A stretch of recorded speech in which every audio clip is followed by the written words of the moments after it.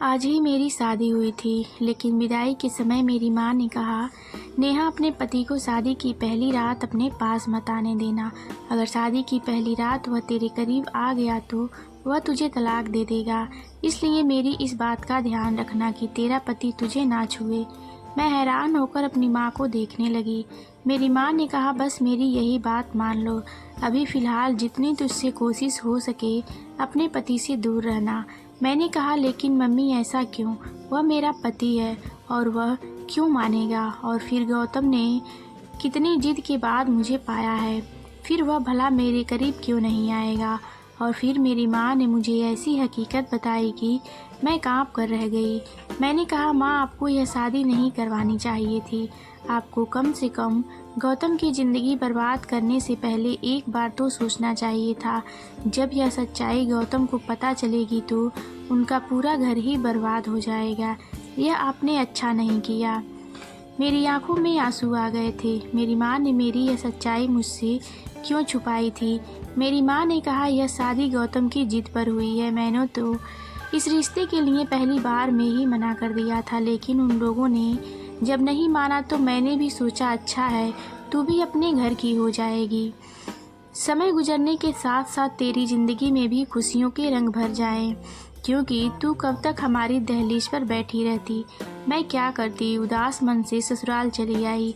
मैंने ऐसा ही किया, पति को करीब ना आने दिया। सुहाग रात के कमरे में वह बेड पर बैठा मेरे हुस्न की तारीफ़ें कर रहा था और जैसे ही उसने मेरा हाथ छुआ मैंने उसे पीछे की तरफ धकेल दिया। वह हैरान हुआ। मेरा पति गौतम मुझे वजह पूछने लगा तो मैंने रोना धोना मचा दिया, लेकिन मैंने कुछ नहीं बताया।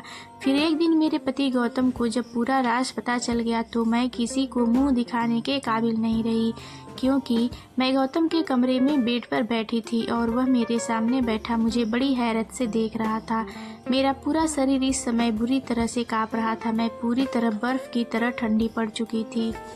सामने बैठे मेरे पति को तेज नज़रें मुझे अपने शरीर के आर पार होती महसूस हो रही थी। वह कहने लगा, क्या बात है नेहा, क्या यह शादी तुम्हारी मर्जी से नहीं हुई है? मैंने अपनी नज़रें उठाई और उसे देखा।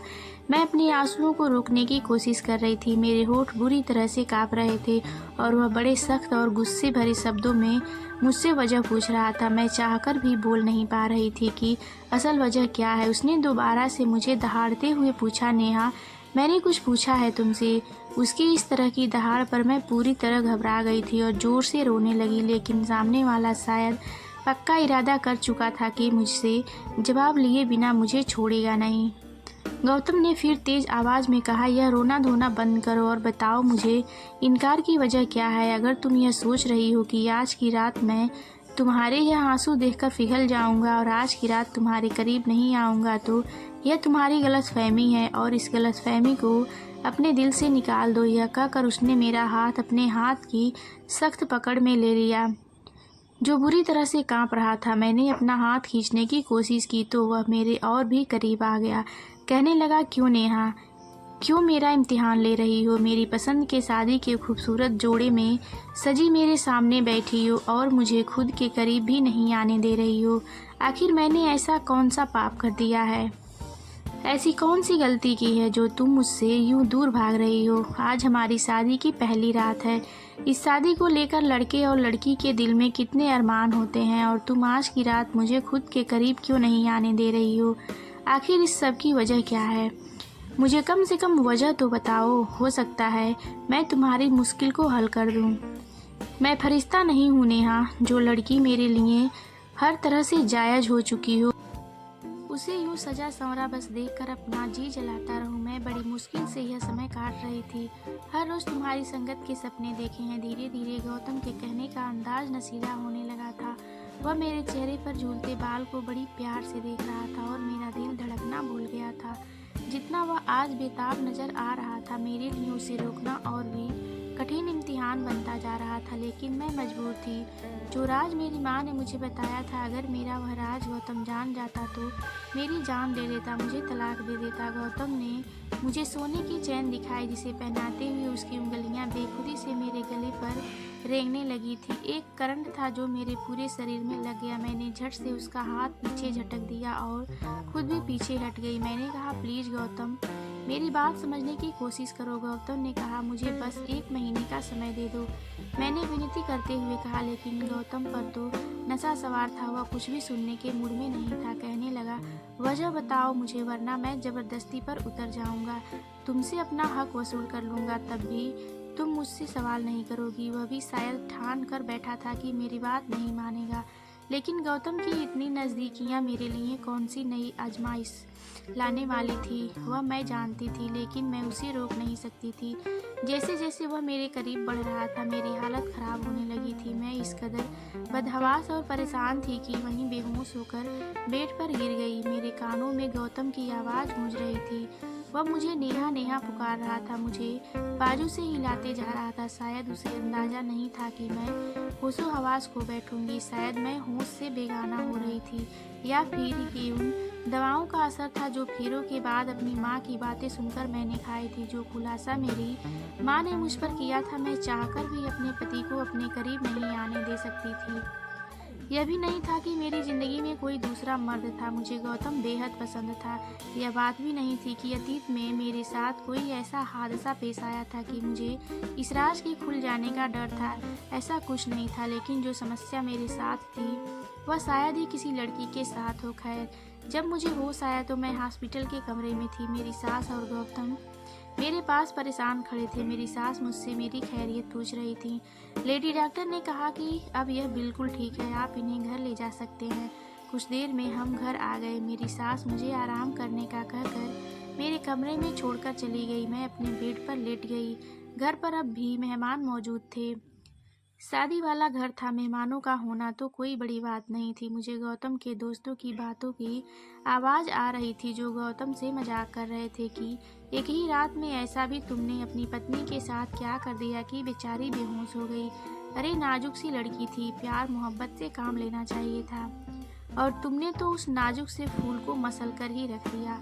लोगों को तो बातें बनाने का मौका मिल गया था। पता नहीं सब लोग क्या समझ रहे थे। मुझे अपने अंदर शर्मिंदगी सी महसूस हो रही थी। मेरी वजह से गौतम सबके सामने शर्मिंदगी उठा रहा था। कोई कह रहा था, 4 दिन अब कमरे की तरफ भी मत जाना। कोई मेरे सास से कह रहा था, आप खुद दुल्हन के पास रहिए, गौतम की शक्ल देखकर कहीं दुल्हन फिर से बेहोश ना हो जाए। हंसी और ठहाकों की आवाज़ें मुझे अपनी ही नज़रों में गिरा रही थी, लेकिन मैं भी मजबूर थी। अगर असल वजह अपने पति को बता देती तो तलाक देकर वह मुझे धक्के मारकर अपने घर से निकाल देता। अगर कुछ भी ना बताती तो संबंध बनाने के कुछ ही महीने बाद वह जान जाता। मैं किस मोड़ पर आकर खड़ी हो गई थी। कुछ दिन तक मेरी सास ही मेरे पास आती रही। मुझे खाना भी वही खिलाती थी। बहुत ही नरम दिल औरत थी, बहुत ही अच्छी और मोहब्बत करने वाली। धीरे धीरे सारे मेहमान भी जा चुके थे। मेरी तबीयत भी अब सुधर चुकी थी, इसलिए मैंने खुद ही किचन के काम संभाल लिया। हालांकि मेरी सास ने मुझे बहुत मना किया था। गौतम बहुत चुप सा था। खाने के बीच भी मुझे शिकवा भरी नज़रों से देखता रहता। मेरी ससुराल में बस मेरी सास और मेरे पति ही रहते थे। गौतम मेरी सास की इकलौती औलाद था।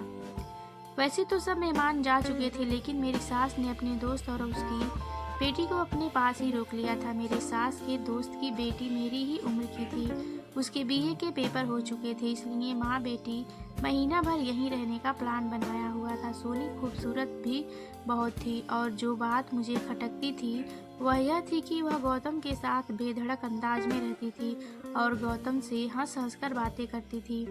उस दिन भी खाने की टेबल पर सोनी गौतम से ना जाने कहाँ कहाँ की बातें किए जा रही थी, लेकिन गौतम तो उसकी बातों पर ध्यान ही नहीं दे रहा था। वह बस लिए दिए ही जवाब दे रहा था। उसकी नज़रें तो मुझ पर ही जमी हुई थी। जबान से मुझे कुछ नहीं कह रहा था, लेकिन उसकी नज़रें जो कुछ मुझसे कहती थी मैं जानकर भी अनजान बन जाती थी। रात को मैं किचन के काम निपटा रही थी। मेरी सास अपने कमरे में जा चुकी थी और उनकी सहेली और सोनी भी उन्हीं के कमरे में जा चुकी थी। गौतम के इस छोटे से घर में बस 2 ही कमरे थे, एक हॉल और एक ड्राइनिंग रूम था। मैं अभी बर्तन ही धो रही थी जब मुझे किसी की बेताब नज़रों ने उलझने पर मजबूर किया था। मैंने पलट कर देखा तो गौतम मेरे बिल्कुल पीछे खड़ा था। कहने लगा, नींद नहीं आ रही है, सर में दर्द है, मुझे एक कप चाय बना दो। मैंने चाय की केतली गैस पर रख दी। मुझे लगा था कि वह चाय का कहकर बाहर चला जाएगा। मैं किचन के काम के समय दुपट्टा किचन के दरवाजे पर लटका कर ही काम करती थी, क्योंकि उस समय मैं किचन में अकेली होती थी। फिर घर पर भी कोई देवर जेठ ससुर नहीं थे, लेकिन गौतम इस तरह अचानक से किचन में आ जाएगा और मेरे पास खड़ा हो जाएगा, मुझे अंदाजा ही नहीं था। वह मेरी ओर टकटकी लगाए देख रहा था। जब मैं उसको अपनी तरफ गौर से देखती तो मुझे शर्म सी आने लगी थी।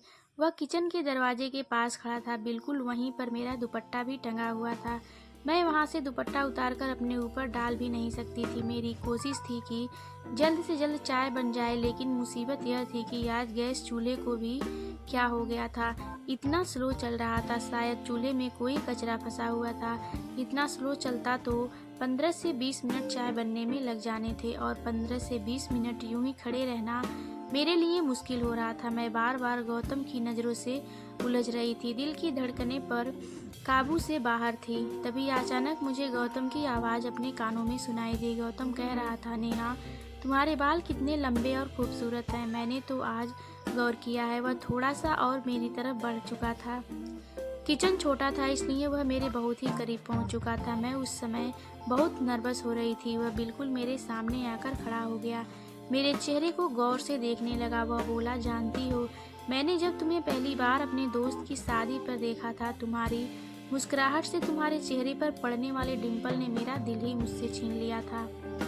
मैं जब तक उस शादी के फंक्शन में मौजूद रहा, मेरी नज़र लगातार तुम पर थी। बस वहीं अपना दिल तुम पर ऐसा हारा कि जब तक रिश्ता पक्का नहीं हो गया, मेरा सुकून और चैन जैसे मुझसे छीन गया था। यह कहते हुए वह मेरे और भी करीब आ गया था। मैं पीछे सेल्फ से जा लगी थी। गौतम, प्लीज़ पीछे हटो, मुझे अपना दुपट्टा लेना है। मैंने अपने माथे पर आए हुए पसीने को साफ किया था। गौतम ने कहा, क्यों? यहाँ कोई गैर है क्या जिससे तुम्हें अपने आप को छुपाना है? पति पत्नी तो वैसे भी एक दूसरे के होते हैं। गौतम मुझसे और भी करीब हो गया और मुझे कमर से पकड़ लिया और अपने होठ मेरी गर्दन पर रख दिए। उसकी गर्म गर्म सांसों से मैं पिघलने लगी थी। मेरी हालत अब और भी ज़्यादा खराब होने लगी थी। इससे पहले कि वह मेरे चेहरे को अपने हाथों में लेता, मैंने उसे पीछे धक्का दिया और किचन से बाहर निकल गई। तेजी से अपने कमरे में जाकर दरवाज़ा बंद कर लिया। मैं कैसे गौतम की बढ़ती हुई बेकरारी को रोक सकती थी? वह पति था मेरा, मुझसे मोहब्बत करता था। उसने अपने दोस्त की शादी में मुझे पसंद कर लिया था और मेरे घर रिश्ता भेज दिया था। मेरी माँ ने पहले इस रिश्ते के लिए मना कर दिया था, और जब तक यह रिश्ता पक्का नहीं हो गया, उसने हमारे घर की दहलीज नहीं छोड़ी थी। वह न जाने कब से मेरे इंतजार में था, और जब आज मैं उसकी पत्नी बनकर उसके घर में मौजूद थी तो वह मुझे जी भरकर प्यार भरी नज़रों से देख भी नहीं सकता था, क्योंकि मैंने उसे इजाज़त नहीं दी थी। वह अपनी जगह सही था, लेकिन जिस मुश्किल में मैं फंस चुकी थी वह मेरे लिए एक मुसीबत बन गई थी। टेंशन के कारण मैं रोने लगी थी। पत्थर की तो मैं भी नहीं थी, एक नेचुरल सा रिश्ता था। जितनी मोहब्बत और संगत की तड़प गौतम को थी, मैं भी उसकी संगत के लिए तड़प रही थी। जी चाहता था कि उसकी मजबूत बाहों में समाकर दुनिया के सारे गमों को भुला दूं, लेकिन बस मेरी मजबूरी मेरे आड़े आ जाती थी। रोते रोते पता नहीं कब मेरी आंख लग गई थी। सुबह जब उठी तो गौतम ऑफिस जा चुका था। मैंने अपनी सास से गौतम की इतनी जल्दी ऑफिस जाने की वजह पूछी तो मेरी सास ने कहा, पता नहीं, कह रहा था ऑफिस में कुछ ज़रूरी काम है। मुझे याद आया, मैंने तो रात भर अपना कमरा अंदर से लॉक कर रखा था। शायद गौतम वहीं हॉल में सोफे पर ही सो गया होगा। उसके कपड़े और बैग वगैरह भी तो कमरे में ही थे। मैं समझ गई गौतम ऑफिस नहीं गया, बल्कि वह घर से कहीं चला गया है। अब मुझे गौतम की चिंता होने लगी। पता नहीं वह कहाँ चला गया होगा। वह मुझसे नाराज़ था। पूरा दिन मेरा इसी चिंता में निकल गया था। शाम 4 के करीब वह आया था। वह सीधा कमरे में चला गया। उसके बाद से गौतम ने मुझसे बातचीत करना बिल्कुल बंद कर दी। वह बिल्कुल भी मेरी तरफ नहीं देखता था। एक बार जब उसके ऑफिस के कपड़ों पर प्रेस करने लगी तो उसने मेरे हाथ से छीन लिया। कहने लगा, मेरे काम करने की तुम्हें कोई ज़रूरत नहीं है।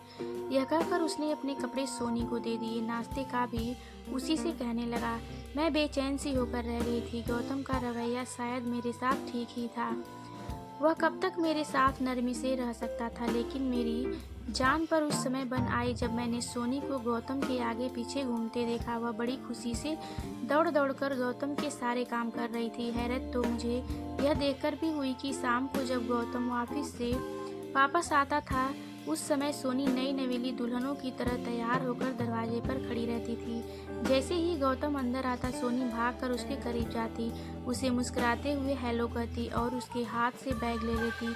जो जिम्मेदारी मेरी थी वह बड़ी खुशी से सोनी निभा रही थी और मेरे अंदर तो जैसे आग ही लग गई थी। लेकिन मैं क्या कह सकती थी, क्योंकि गौतम खुद उसे इतनी अहमियत दे रहा था, शायद इसलिए कि जो वह चाहता था वह मैं पूरा नहीं कर सकती थी। बात यहीं तक रुकी रहती तो ठीक था। एक बार रात के समय मेरी आंख खुली तो मुझे बाहर डाइनिंग रूम से बातों की आवाज़ आ रही थी। जब मैं कमरे से बाहर निकली तो दोनों ही हंस हंस कर बातें कर रहे थे। सामने चाय के 2 कप भी पड़े हुए थे। मुझे देखकर सोनी की हंसी की तो ब्रेक लग गई थी, लेकिन गौतम बिल्कुल बेपरवाह सा बैठा हुआ था और सोनी से बातें करता रहा, जैसे उसे मेरे होने ना होने का कोई परवाह ही ना हो। मैं रोते हुए अपने कमरे में चली गई। मेरी जिंदगी धीरे धीरे बर्बाद हो रही थी। मेरा घर उजड़ रहा था, लेकिन मैं शायद जिंदगी के उस मोड़ पर खड़ी थी कि जहां आगे कुआं और पीछे खाई थी। अगर मैं हकीकत गौतम को बताती तब भी मेरा घर बर्बाद हो जाना था, और ना बताती तब भी यह सोनी नाम की लड़की मेरी जगह ले लेती। औरत सब कुछ सह सकती है, लेकिन सौतन का दुख नहीं। मेरे और गौतम के बीच जो कुछ भी था, मैं नहीं चाहती थी कि सोनी बीच में आए।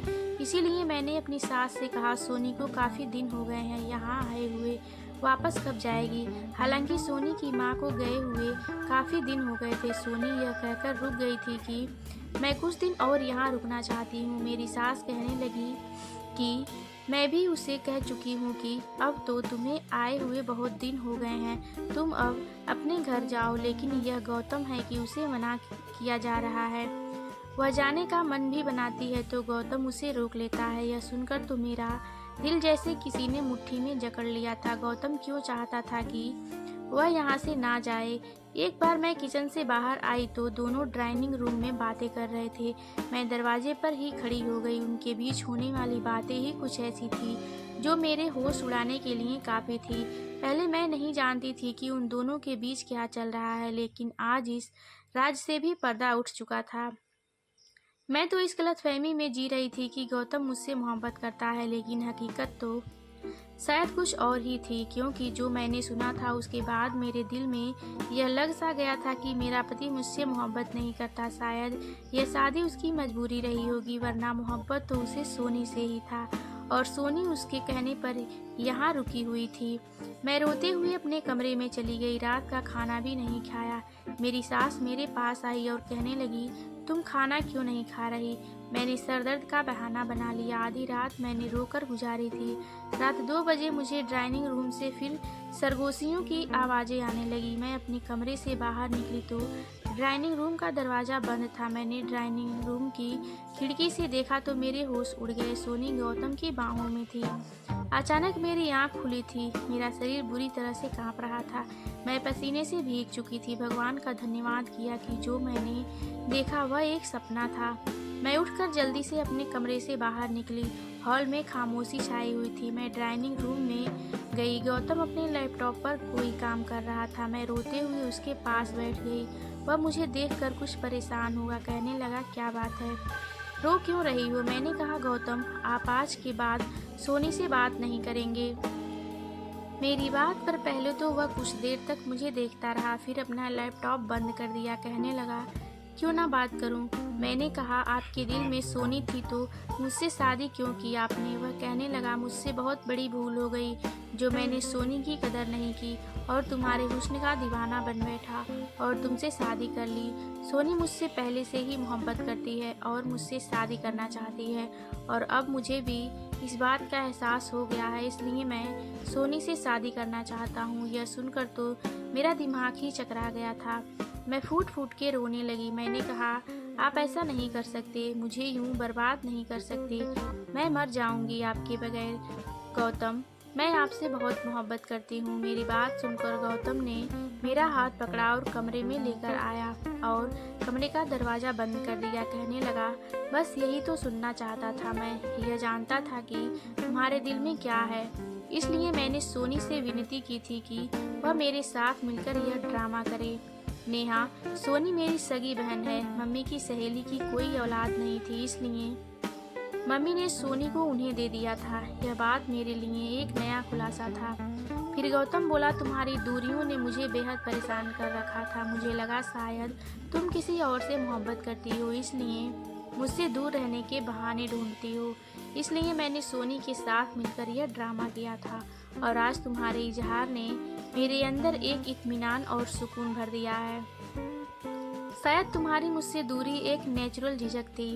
गौतम मेरे करीब आने लगा, इतना करीब कि उसने मुझे अपनी बाहों में भर लिया। गौतम ने मदहोश होते हुए कहा, नेहा, अपने दिल दिमाग से सारा डर निकाल दो। मैं तुम्हारा पति हूँ, तुमसे बेइंतहा मोहब्बत करता हूँ। तुम्हें कभी कोई तकलीफ नहीं पहुँचाऊँगा। इस बार मैं उसे रोक नहीं पाई क्योंकि अपनी जुबान से मैं इजहारे मोहब्बत कर चुकी थी। पूरी रात मेरी डर में गुजरी थी कि जिस दिन मेरा सच गौतम को पता चल गया वह दिन मेरा इस घर में आखिरी दिन होगा। खैर, मेरी संगत पाकर गौतम बेहद खुश था। कुछ दिनों बाद सोनी भी वापस चली गई थी। बस मेरा दिल हर समय डर के साए में रहता था कि जब मेरी सच्चाई का पता गौतम को होगा तो मेरा क्या होगा। हमारी शादी को कुछ ही महीने गुजरे थे जब एक बार मेरी सास खाने के बीच कहने लगी, गौतम, मुझे जल्द से जल्द पोते या पोती की खुशखबरी सुनाओ। तुम मेरी इकलौती औलाद हो और मैं चाहती हूँ कि जल्द से जल्द दादी बन जाऊँ। इस सूने आंगन में एक छोटे से बच्चे की किलकारियाँ गूंजे। यह सुनते ही मेरे हाथ से प्लेट गिर गई। मैंने जल्दी से प्लेट उठाई। गौतम ने मेरी तरफ देखकर कहा, क्या बात है नेहा, तुम इतनी परेशान क्यों हो रही हो। मैं उसे क्या जवाब देती, मेरी तो भूख ही मिट चुकी थी। फिर गौतम ने मुस्कुराते हुए अपनी माँ को तसल्ली दी, माँ, अभी इतनी भी जल्दी क्या है आपको, यह खुशखबरी भी जल्दी ही मिल जाएगी। लेकिन मेरी सास को तो बहुत ही जल्दी थी और शायद उनकी यह जल्दबाजी स्वाभाविक भी थी। उनके दो ही तो बच्चे थे। सोनी को उन्होंने अपनी सहेली को दे दिया था। उनके पास सिर्फ गौतम था। ना जाने कितने वर्षों से यह घर सूना पड़ा हुआ था, इसलिए उन्हें बच्चों की बहुत ज़्यादा जल्दी थी। अपनी माँ के बार बार कहने पर गौतम मुझे एक लेडी डॉक्टर के पास ले गया। उसने बहुत से टेस्ट लिख कर दे दिए। मेरा दिल बेहद बेचैन था। जो भी हो रहा था अच्छा नहीं हो रहा था। मैंने डरते डरते गौतम से कहा, मम्मी को इतनी भी जल्दी क्या है बच्चों की। गौतम ने तो मेरा हाथ थामकर बोला, नेहा, बच्चे तो मुझे भी बहुत पसंद हैं। मैं तो चाहता हूँ भगवान मुझे एक ही बार में 2 बच्चे दे दे। गौतम की बातें मेरा दिल दहलाने के लिए काफ़ी थी। जो हकीकत मेरी माँ ने मुझे बताई थी, मैं जानती थी कि मैं इस खुशी को गौतम को कभी नहीं दे सकती थी। और जिस दिन यह बात गौतम को पता चली वह दिन मेरा इस घर में आखिरी दिन होगा। वह मुझे कभी भी सच्चाई के साथ स्वीकार नहीं करेगा। फिर वह समय भी आ गया था जिस दिन मेरा अल्ट्रासाउंड हुआ था। उस दिन मेरी रूह जैसे मेरे शरीर से निकल रही थी। जिस तरह से अल्ट्रासाउंड करने वाली बार बार मेरे चेहरे की तरफ देखती तो कभी अल्ट्रासाउंड की स्क्रीन की तरफ, तो मेरी जान जाती हुई महसूस हो रही थी। मेरी आंखों से आंसू बहने लगे। मैंने डॉक्टर से विनती की कि वह मेरे बारे में मेरे पति को कुछ ना कहे, लेकिन वह कहने लगी, यह तुम कैसी बातें कर रही हो, हमें यह ऑर्डर नहीं है। और वैसे भी अगर मैं नहीं बताऊंगी तो कोई और अल्ट्रासाउंड वाला बता देगा। यह बात ज़्यादा दिनों तक छुप नहीं सकती। भलाई इसी में है कि आप अपने पति को खुद ही सच्चाई बता दें। मैं उससे विनती करने लगी कि मेरा घर टूट जाएगा, लेकिन शायद मेरी किस्मत ही खराब थी। मेरी रिपोर्ट गौतम तक पहुंच गई थी। जैसे ही लेडी डॉक्टर ने वह रिपोर्ट देखी तो मुझे हैरत से देखने लगी और उसने मेरे रिपोर्ट की सारी सच्चाई गौतम को बता दी। और मैं यूं थी कि पत्थर की तरह कुर्सी पर बैठी हुई थी। मेरा सच गौतम को पता चल चुका था। गौतम के बदलते हाव भाव और बदलती रंगत मेरी जान निकाल रही थी।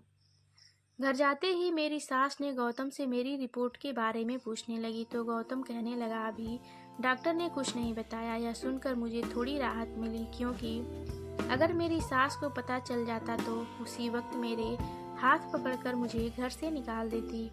मैं चुपचाप अपने कमरे में चली गई थी। उस समय मेरी बेचैनी अपने चरम सीमा पर थी। मेरी जान निकली हुई थी।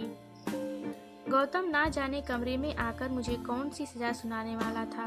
गौतम जब कमरे में आया तो उसकी आंखें लाल थी। मेरा दिल था कि धड़कना भूल गया हो। मेरे आंसू बह रहे थे। वह मेरे पास आकर बैठ गया। कुछ देर मुझे खामोशी से देखता रहा। उसने जुबान से तो कुछ नहीं कहा, लेकिन नज़रें जैसे बहुत कुछ कह रही थी कि इतनी बड़ी बात मुझसे क्यों छुपाई। मैं बस लगातार आंसू बहा रही थी। मैंने खुद को तकदीर के हवाले कर दिया था। थोड़ी देर बाद गौतम कहने लगा, बस एक बात बता दो नेहा, क्या तुम यह बात पहले से नहीं जानती थी? मैंने ना में सिर हिला दिया। मैंने कहा, मेरी माँ ने मुझे शादी की रात फेरों से कुछ देर पहले ही यह बात बताई थी। यही वजह थी कि मैं आपको अपने करीब आने से रोक रही थी, ताकि आप यह सच जानकर मुझे तलाक ना दे दो। यह कहकर मैं रोने लगी। वह कहने लगा, तुमने अच्छा नहीं किया नेहा। तुम जानती थी कि मैं इकलौता हूँ। मेरी माँ को औलाद चाहिए। तुम्हारी माँ अगर सच्चाई जानती थी तो उन्होंने हमें अंधेरे में रखकर गलत किया है। यह कहकर गौतम कमरे से बाहर चला गया। पूरी रात वह कमरे में नहीं आया था। मेरी माँ ने मुझे शादी की रात रोते हुए यही तो बताई थी कि मेरे अंदर जन्म से ही बच्चेदानी मौजूद ना थी। मैं कभी भी माँ नहीं बन सकती थी।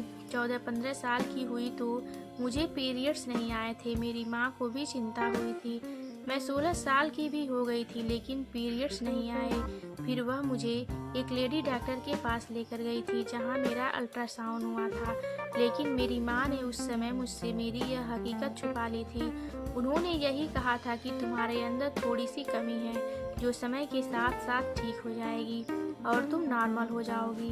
मैं भी इस बात को भूल गई थी और अपनी ज़िंदगी में मगन हो गई थी। लेकिन शादी की रात फेरों से ठीक पहले मेरी माँ ने मुझे यह सच्चाई बताई थी। फिर मुझे यह भी कहा गया कि जितना हो सके तुम गौतम से दूर रहना, क्योंकि अगर वह तुमसे संबंध बनाएगा तो जाहिर है कुछ समय के बाद बच्चों के बारे में भी कहेगा, और उसके लिए जब वह तुम्हें लेडी डॉक्टर के पास लेकर जाएगा तो यह हकीकत उस पर खुल जाएगी। और आज वह दिन आ चुका था। मेरी हकीकत गौतम पर खुल चुकी थी। मैं फूट फूट कर रो रही थी, लेकिन वह एक बार भी मेरे आंसू पोंछने नहीं आया। सुबह तक मैं समझ चुकी थी कि मुझे क्या फैसला सुनाया जाने वाला है। जब मैं सुबह कमरे से बाहर निकली तो गौतम अपने ऑफिस जा चुका था। पूरा दिन मेरा बेचैनी से गुजरा था। जब वह घर वापस आया तो उसके चेहरे पर एक उदासी सी छाई हुई थी। उसने हाथ में रिपोर्ट्स पकड़ी थी जो मेरी सास के सामने रखी थी। मेरी तो जान ही निकल गई थी, लेकिन फिर मुझे पता चला कि मेरी सास बिल्कुल अनपढ़ हैं। वो कहने लगी, गौतम, मुझे इन रिपोर्ट का क्या पता कि इसमें क्या लिखा है, मुझे बताओ। गौतम कहने लगा कि माँ, मैं आपको कभी भी वारिस नहीं दे सकता, क्योंकि मेरे अंदर बच्चा पैदा करने की सलाहियत नहीं है। मुझे कभी भी औलाद नहीं हो सकती। यह कहकर वह अपनी माँ की गोद में सर रखकर रोने लगा। मेरी सास के गले लग गया और कहने लगा, माँ, मैं एक बांझ मर्द हूँ। भगवान के लिए मुझे दोबारा औलाद के लिए मत कहिए। मैं आपको सब कुछ दे सकता हूँ सिवाय औलाद के। यह सुनकर मेरा रंग फीका पड़ गया था। गौतम ने हर बात खुद के ऊपर ले ली थी और मुझे हर चीज़ से आज़ाद कर दिया था। मेरी सास भी रो रही थी और मैं हक्का बक्का अपने पति को देख रही थी कि मर्द का कौन सा रूप था जो मेरे सामने गौतम की सूरत में था। मेरी सास ने जब खूब सारे आंसू बहा लिए तो कहने लगी, कोई बात नहीं गौतम, तू अनाथ आश्रम से कोई बच्चा ले लेना और हम उसे अपना समझकर पाल लेंगे, लेकिन तुम अपना दिल दुखी मत करो। मैं कभी तुम्हें दोबारा औलाद के लिए नहीं कहूँगी। कमरे में आकर गौतम बेड पर बेजान सा होकर लेट गया था। मैं उसके पास बैठ गई, उसके पैर पकड़ लिए। मैं रोने लगी। मैंने कहा कि आपने यह क्या किया, मेरी कमी को अपने सिर ले लिया। उसने मुझे बाजू से पकड़ा और अपने पास बिठाया। कहने लगा कि पति पत्नी एक दूसरे का अंग होते हैं और हमारा रिश्ता शरीर के साथ साथ हमारे अंदर की कमियों को भी छुपा लेता है। तुम मेरी हो नेहा, तुम्हारा ऐब मेरा ऐब है, तुम्हारी कमी मेरी कमी है और तुम्हारी खूबी मेरी खूबी है। मैं यह नहीं कहता कि यह सब मेरे लिए आसान था, लेकिन मैं तुम्हें भी नहीं छोड़ सकता था। इस सब में तुम्हारा कोई कसूर नहीं है। यह कहकर गौतम ने मुझे अपने सीने से लगा लिया। मैं दुनिया की सबसे खुशनसीब औरत हूँ जिसे गौतम जैसा पति मिला। आज हमारी शादी को 5 साल गुजर चुके हैं। सोनी की भी शादी हो चुकी है और उसने 2 जुड़वा बेटों को जन्म दिया था। एक बेटा सोनी ने मुझे और गौतम को दे दिया। मैंने खुशी खुशी सोनी के बेटे को अपना लिया था। अब गौतम, मैं और मेरी सास बहुत ही खुश हैं। उस बच्चे को पाकर ऐसा लगता है जैसे हमारा परिवार अब पूरा हो चुका है।